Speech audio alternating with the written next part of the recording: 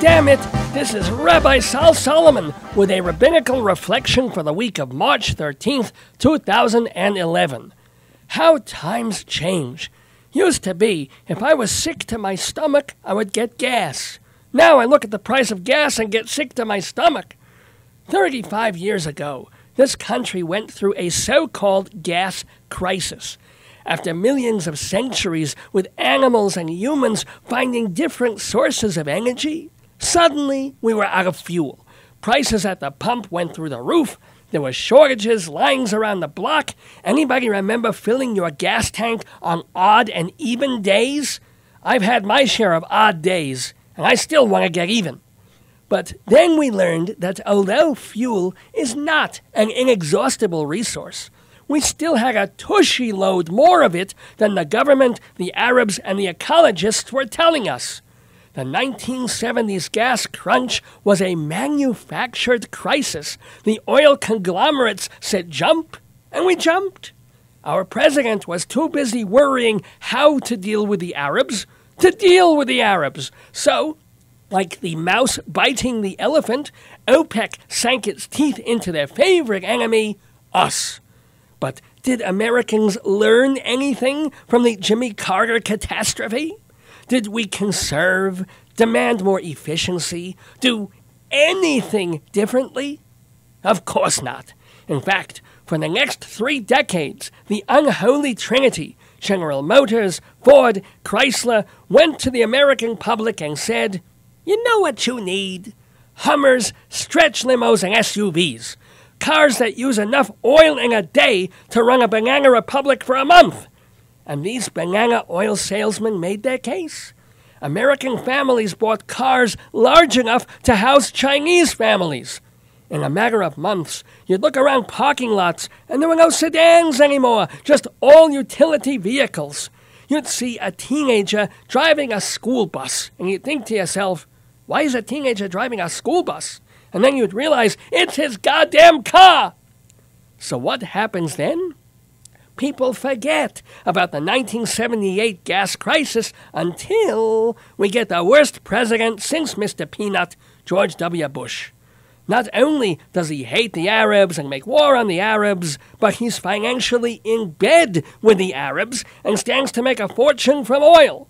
Magically, oil prices go up. And people bite the bullet, we manage, we hunker down, until the big recession of 2008. Don't listen to the media when they say the recession was caused by unstable mortgages, insider trading, terrorism, taxes. I'll tell you what made the economy tank. Our tanks! As soon as gas hit $4 a gallon, wham went the wallets, whump went the purses, and clink went the padlocks on foreclosed businesses and houses. After 3 years of economic misery, only now are we starting to taste fudge at the end of the tunnel. Unemployment might be easing, and we're seeing new jobs, and I don't just mean $3 an hour jobs at Nike for a dozen undocumented people all named Jose. But what happens then? The Middle East goes meshuggah, and gas goes gaga. Let me tell you something. I'm no Alan Greenspan, although we do share the same nose, but I will predict the next recession. If gas goes over $4 a gallon, kiss the recovery bye-bye. Not $3.98. We'll handle that because we're used to getting stopped, and we've been expecting it anyway. $3.99? Fine. But 1 penny over $4 and the toilet flushes again. No travel, no vacations, no big screen TVs, no expensive gifts for your favorite Hebrew spiritual leader.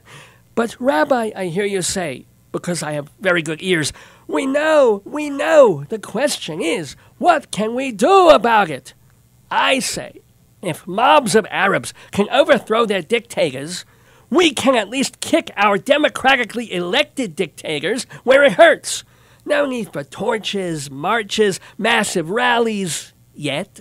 For now, everybody get out your pens, your papers, your postcards, because we're going to write to the putzes in power. Not these long editorials from concerned citizens. Those are as boring as the genealogical chapters in Leviticus.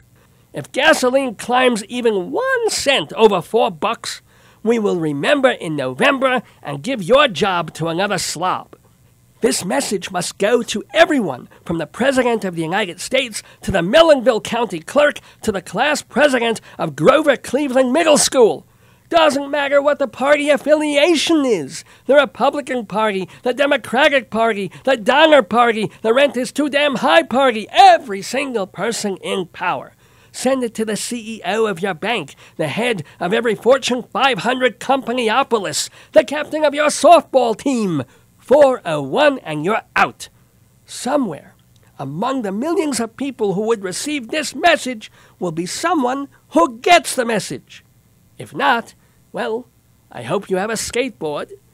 This has been a Rabbinical Reflection from Rabbi Sol Solomon, Temple Sons of Bitches in Great Neck, New York. Fill her up halfway.